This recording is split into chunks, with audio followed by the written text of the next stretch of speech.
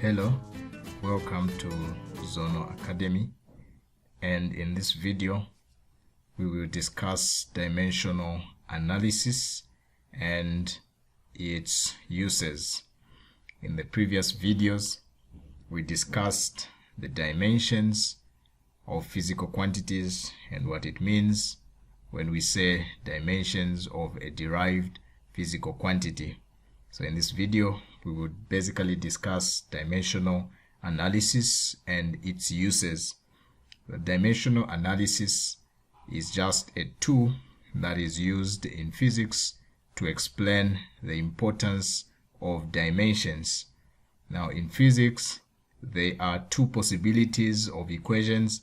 It is either you derive the equation or you check its homogeneity, or you check the correctness of that equation, whether it is dimensionally correct or dimensionally incorrect.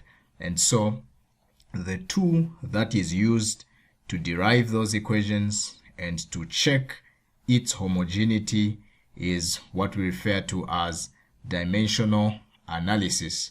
And this very dimensional analysis, apart from it just being used to derive equations and to check the homogeneity of an equation, it is also used to determine the units of physical quantities.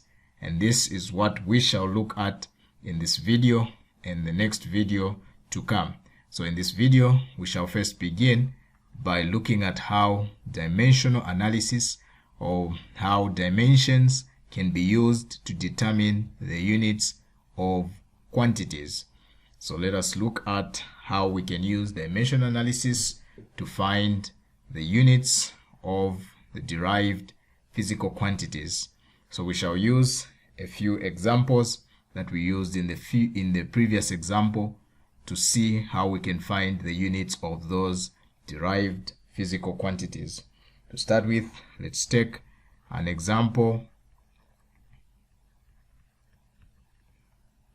Let's take an example of area as a derived physical quantity. We know that area is just given by length multiplied by another length. So that simply means the dimensions of area as a derived physical quantity will just be dimensions of length times dimensions of length.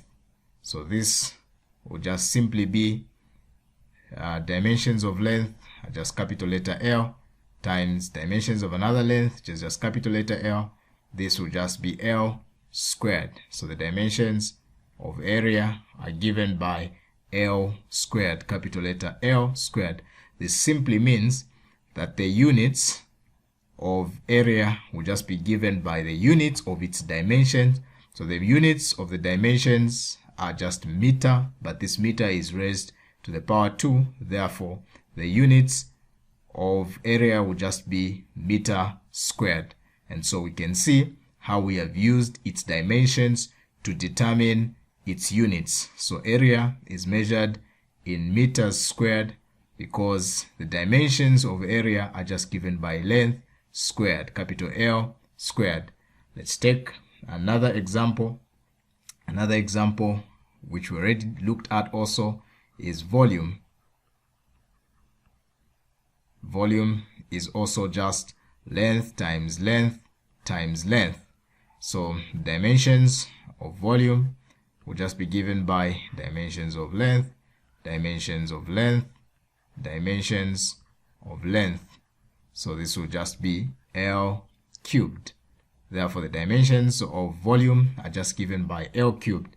This simply means that the units of volume will just be, because the units of its dimensions are meters, so this will just be volume is measured in meters cubed. And this could be applicable for any physical quantity. If we took another example of, let's say, velocity, let's also look at velocity. We know that velocity, small letter v, is just given by distance over time. This simply means dimensions of velocity will just be dimensions of distance and dimensions of time. So this will just simply mean dimensions of distance, capital letter L, dimensions of time, capital letter T. Then the dimensions of velocity are just given by L over T. This simply means velocity will be measured by the units of its dimensions. So in this case, because length has units meters, so we'll have meters over or pay or divide by the units of its dimensions, time, which is just seconds, because time is measured in seconds. So the units for velocity would just be meters per second. And we can go on and on by looking at other examples. The last example that I want to discuss in this video is that of force. If we take a force, for example, and we want to find the units of force, so we know that force is just given by mass times acceleration. Therefore, this will just be force. Dimensions of force will be dimensions of mass and dimensions of acceleration. And if you remember in the previous video, dimensions of mass will just be capital letter M, and dimensions of acceleration will just be L over T squared. Therefore, the dimensions of force are just M L over T squared.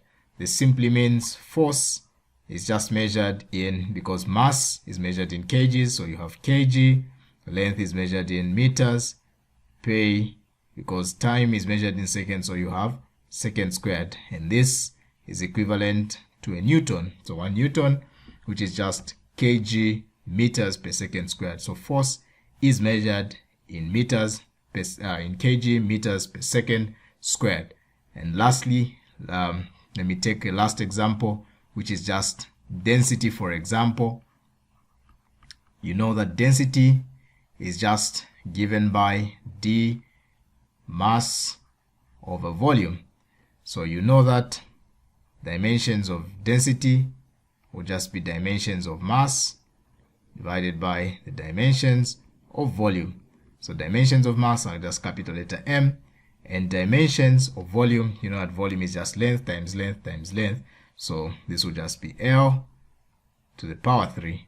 Therefore, density would be measured in the units of its dimensions.